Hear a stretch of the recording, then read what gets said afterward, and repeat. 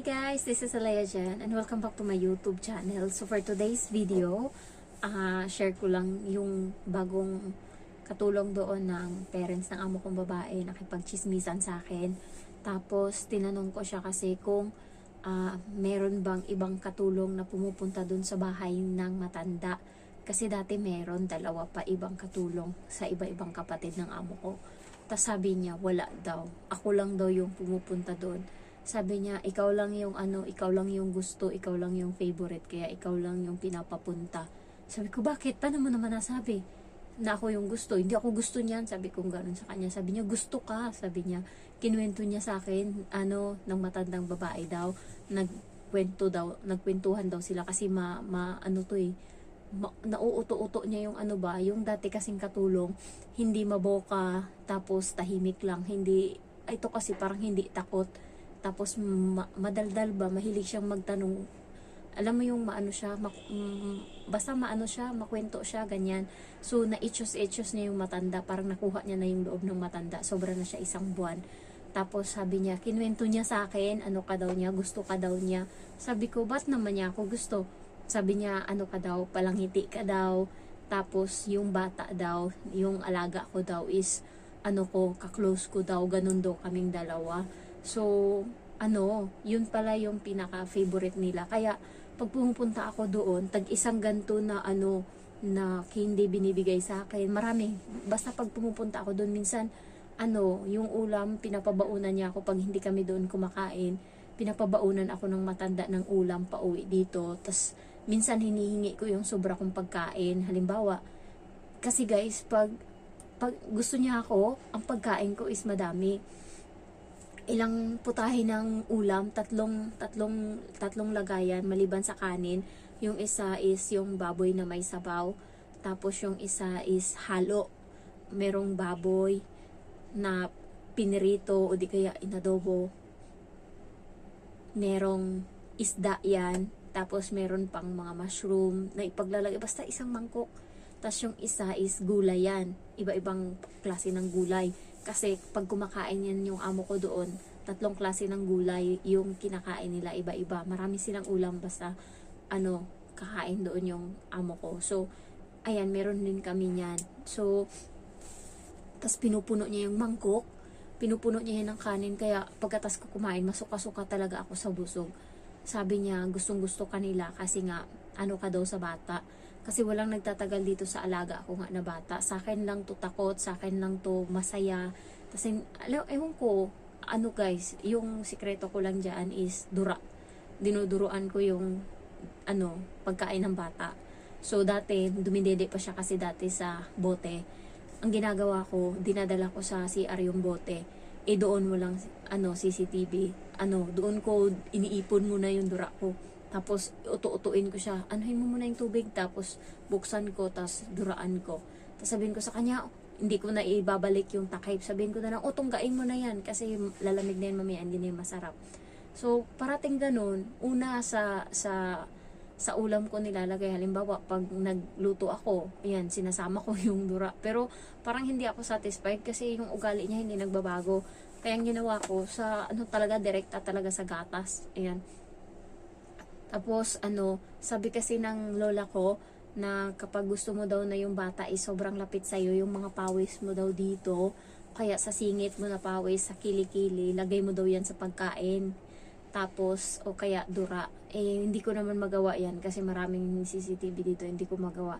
Ginagawa ko yung sa dura na lang. Tapos, nung okay na siya sa akin, hindi ko na siya ginagawa ng ganyan. Yun lang. Tapos, lang din, iniisip ko lang parati na kailangan ko talaga siyang kuhanin yung loob niya. Kasi nung una, salbahe talaga sa salbahe. Pero ngayon, okay na siya. Kaya, natutuwa sila kasi dati, hindi nila makontrol yung bata kahit yung matanda. Hindi, kapag nagwala tong bata, walang makakakontrol. Pero simula nung ako na, kalmado na yung bata. Kaya tuwang-tuwa sa akin yung amo doon, yung matanda. Dalawa, lalo yung matandang lalaki. Yan, tuwang-tuwa sila sa akin. So, din parati akong maraming pagkain, maraming binibigay. Tapos parati akong may pasobre-sobre yan siya kapag Chinese New Year. Tapos, pero yung ibang katulong hindi niya rin gusto, pinapakain niya yung mga yun sa styrofoam. Nakita ko, yung isang katulong, pinakain niya sa styrofoam na lagayan.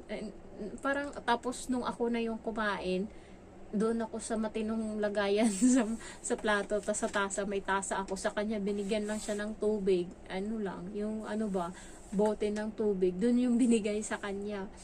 Tapos, ano, tapos sa akin, parati talaga, dati nagbibigay parati yan siya ng mga biscuit, ganyan, tas, inano ko din kasi na parang napansin ko dati, na kapag masyado akong madikit dun sa dating katulong, tas nakikipagchismisan ako, parang, ano siya ba, parang nagagalit siguro siya kasi baka iniisip niya kami sila yung pinag-uusapan. Kaya ginagawa ko, lumalayo ako, hindi ako nakipag-usap, pero sa chat kami nag-uusap ng dating katulong. So, yun nga, na ano niya, na gusto nga daw ako ng matanda. Ang ano nyo lang guys, kasi hindi lahat ng matanda mabait. Minsan talaga salbahe yung iba. Buti sa akin, mabait to. Hindi niya ako pinapakialaman. Kahit yung ano, parents ng amo kong lalaki, mababait din. Kasi gusto din nila ako. Kasi nga, napabago ko nga yung ugali ng bata. So, ano, tuwang-tuwa din yun pag nakikita ako. Tapos pagka wala yung amo ko, ano, sinisiptihan ako ng bigay ng pera. Tapos yung matandang lalaki is, nagulat ako isang beses. Hinawakan niya yung mukha kong ganun. Sabi niya ganun, ito dalawang mukha ko. Pagtingin ko sa likod nandyan, sa likod niya nandyan yung amo kong babae. So parang natakot ako ba. Siguro in denial lang din yung amo kong babae, baka iniisip niya, iniisip niya siguro, baka natuwa lang yung papa ko sa kanya. Parang ganun lang. Kaya simula nung lumidistansya na ako kasi silosa yung matandang babae, baka mapag-initan ako ba. So far, ano naman, okay naman sila sa akin. Tapos, naglalaro lang kami ng bata. Tapos, basta pag may pagkain binibigyan ako, ginagawa ng matandang lalaki, hanapin niya muna ako. Ako yung bibigyan niya ng pagkain. Halimbawa, yung coke na incan, gagawin niya. Nagulat ako kasi nandun yung isang katulong sa labas. Tapos, pumunta siya sa kusina kasi galing akong CR. So, nakita ko siyang pumasok ng kusina. Hinanap niya ako doon.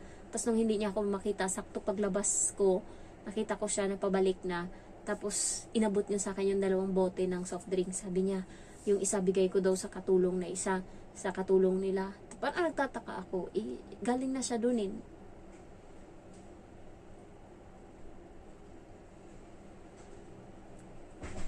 Diyan yung amo ko.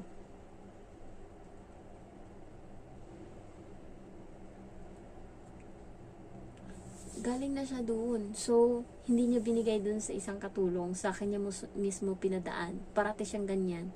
Pinapadaan niya muna sa akin yung mga bagay-bagay na ibibigay doon sa isa. So, ako yung taga-ano talaga.